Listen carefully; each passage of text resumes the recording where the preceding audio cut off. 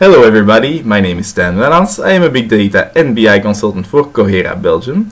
Today I will be showing you how to load your data into your parallel data warehouse using DWloader and SSIS load. I work for Cohera, and Cohera is a unique and full-service solution provider regarding Microsoft SQL Server and the complete Microsoft Business Intelligence toolset. If you have any questions after this presentation, you can contact us at info@cohera.be. Today our loading scenario is we will be loading with DWloader and SSIS 7 files in parallel, which equals 175 million rows, which equals 44.1 gigabytes of data.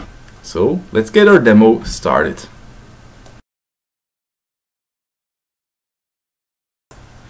As you can see in this folder, I've made 7 batch files. These batch files contain the DWloader statement. These DWloader statements will all be calling one of these source files, which contain about 6.3 gigabytes of data. I will continue with showing you an example of my DWloader statements. As you can see here, this is a normal DWloader statement, but I have the fast append option on, which is the fastest way to load data, and I have a destination table called call0. Now I will continue by showing you my table design.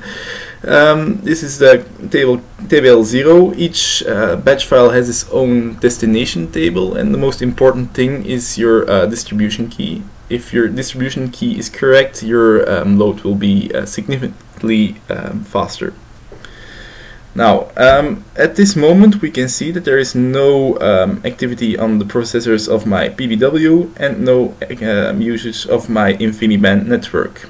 So I will get my load started to see if this changes.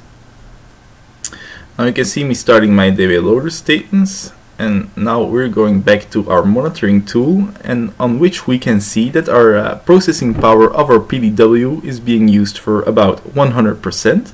And our InfiniBand network has a throughput of 1.2 gigabits per second. I will be fast forwarding through the load now.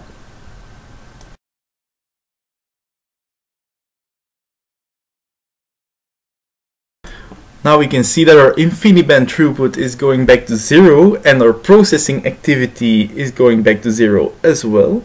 So this must mean that our load has ended. Now I will continue by checking our log files. Our log files will show us the performance of our load. In this file we can see when our load has started, which was at 14:07, and our load has run till 14:14 and has transferred about 25 million rows, which means in 6 or 7 minutes we have loaded 25 million times 7, it's 175 million rows in our PDW. I will show you now a view of my 7 tables and a row count to prove that I actually loaded 175 million rows.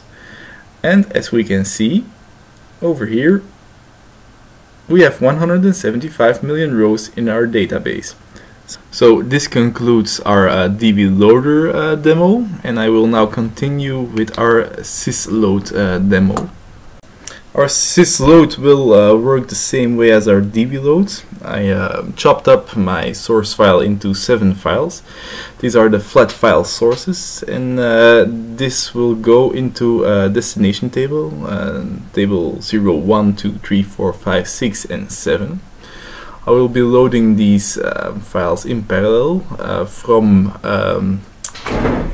a flat file source. You can see here the call0, which we used in a previous demo, and here you can see the source files, which are 6.3 gigabytes of size. Now I will continue by turning on the load.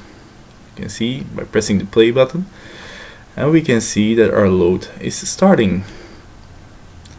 Now we can go back to our monitoring tool to see how our PDW is performing at this moment. We can see that on our InfiniBand connection we have a 1.3 gigabit per second throughput. and our processor is working pretty hard, but not as hard as DWloader. That's because DWloader is a bit faster than PDW SSIS load. Now I will fast forward through to the end of the load.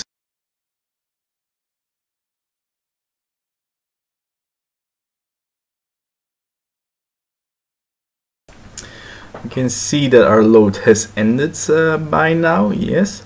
And we can see that if our load has ended, our InfiniBand users go back to 0. Now this load has ran for 12 minutes, which is about 6 minutes slower than our DWloader load. But that's because we use SSIS, and which is a bit slower than our normal load. Then I want to thank everybody for listening, and if you want more information on PDW, you can visit my blog on swassequel.wordpress.com, or if you have any questions, you can contact us at info@cohera.be.